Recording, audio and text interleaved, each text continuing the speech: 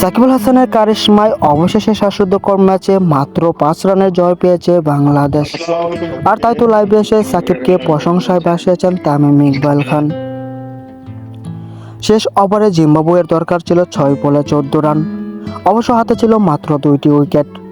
টেনশনে সিকান্দর রাজা। ওভারে প্রথম বল করলেন সাকিব আল হাসান এবং প্রথম বলেই ক্যাচ, কিন্তু মিস খেল তানজিদ তামিম। এই সুযোগে নিয়ে নিল একটি সিঙ্গেল।